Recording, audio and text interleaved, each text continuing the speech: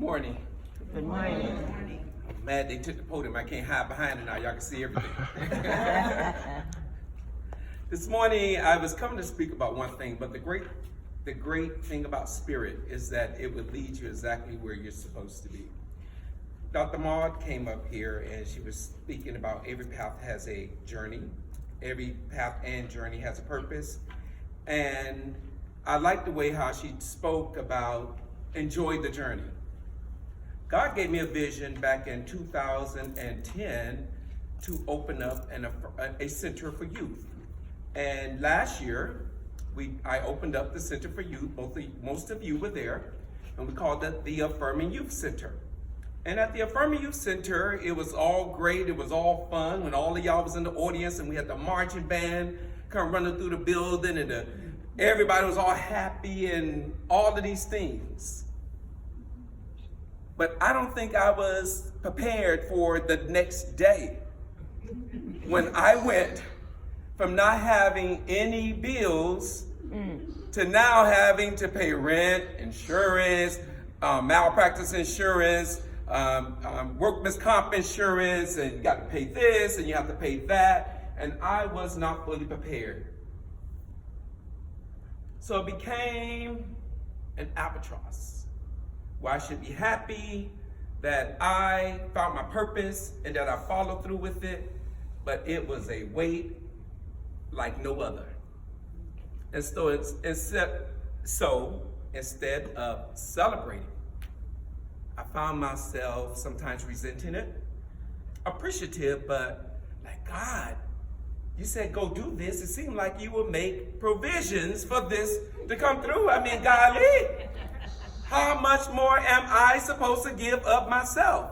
How much more of my own money am I supposed to pay to make this dream become a reality?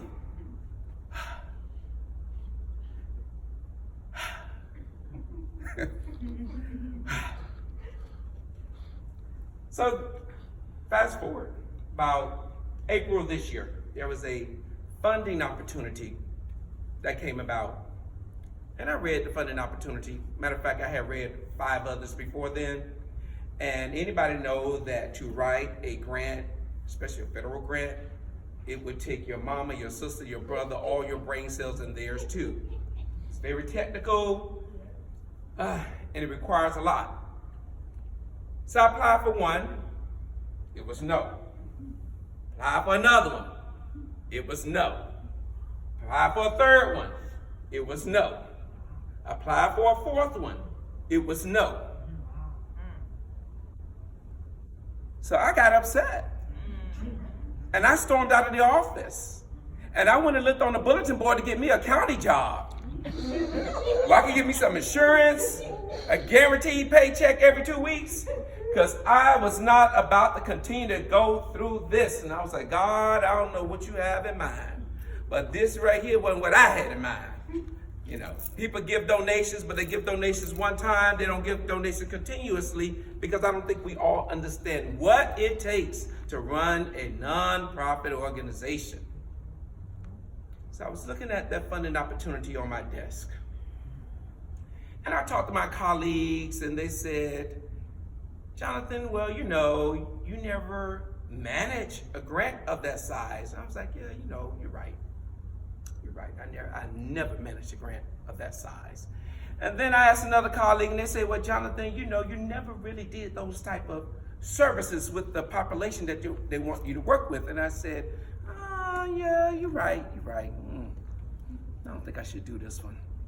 I don't think I should do it. Let me just go and put in my application for me a good old county job and be done with this. And I kept reading the application and reading it over and over and over and over again, trying to see what kind of way can I figure this thing out to make it fit, which I really don't fit, but try to find the right words to shift it in my favor.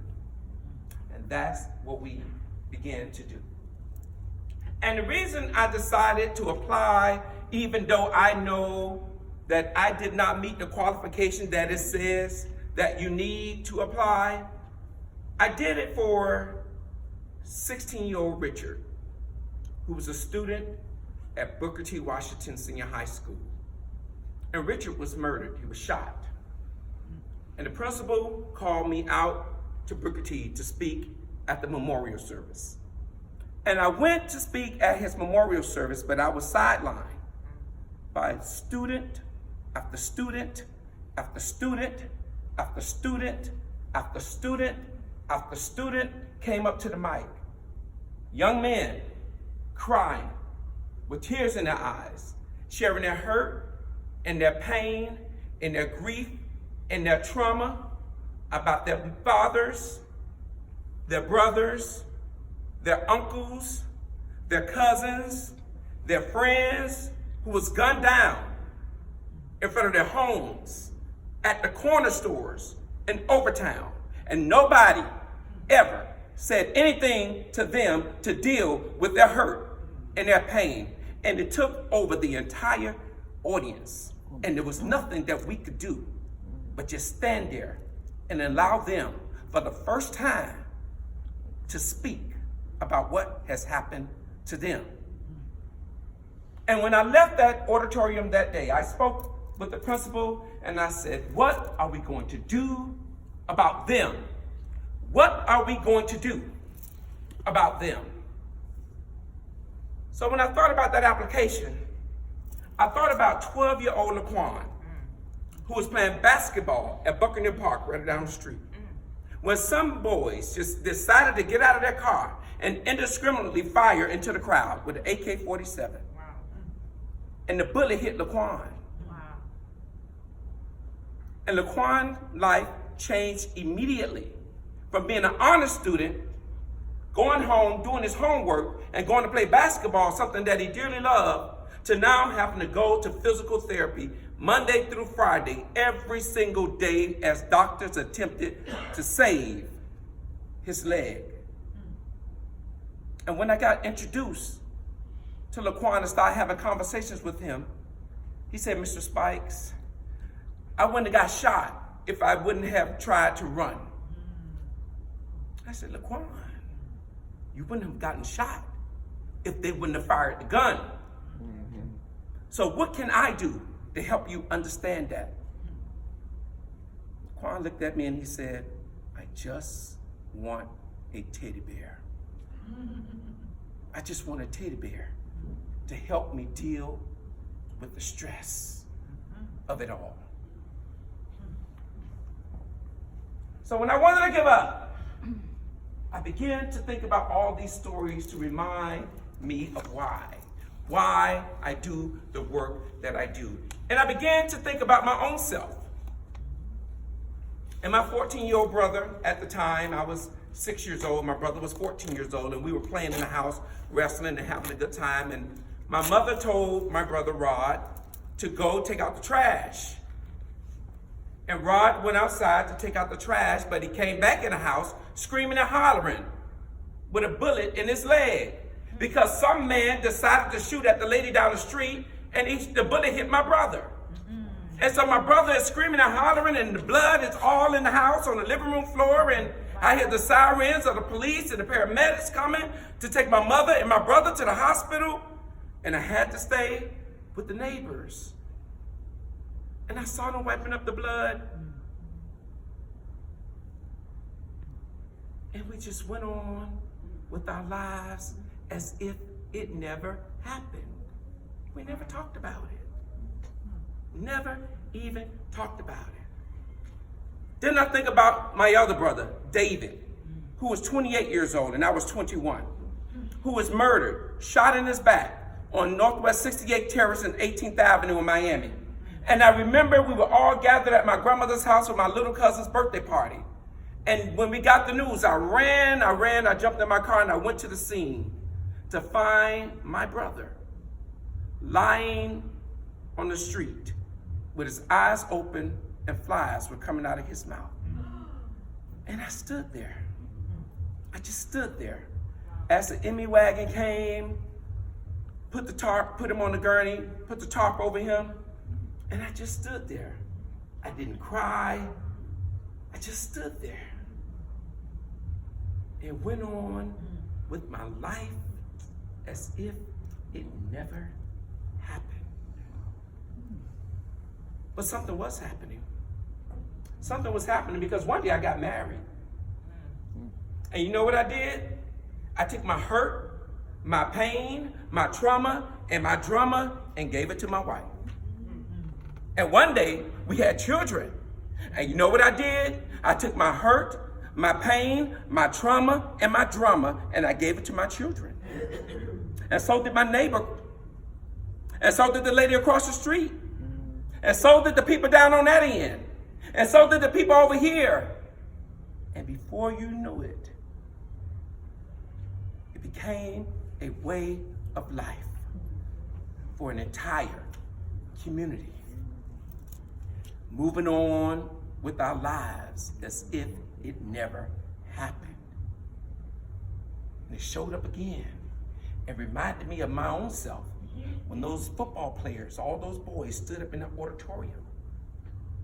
Because they too had to move on with their lives as if it never happened. So I filled out that application because I said, God, you know, we're doing this work. And I can't give up now. I wish you would make it a little more easier, but I cannot give up now. And so we sent off the application, and I was afraid, but at the same time, I said, you know, everybody else telling me no, it wouldn't be a surprise to get another no. It'll hurt, and I know I'm going to make this thing work. But, you know, I might as well.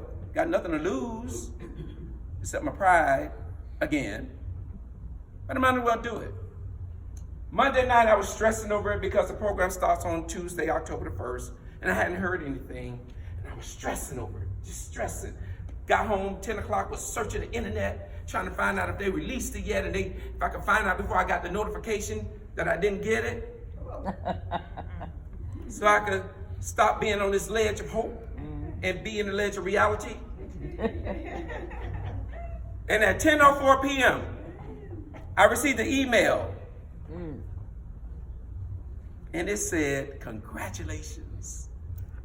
You have received the grant for $1 million. Awesome.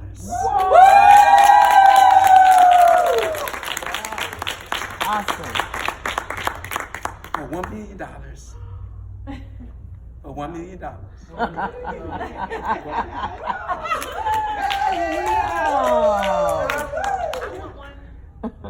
And I know more time, but I gotta finish this. Yeah. Breathe. You know, you got too much of a sense of humor. Breathe. I had to put on my shoes. You know, I was in the bed. I had to put on my shoes, and I had to go run in the parking lot. People thought I was crazy.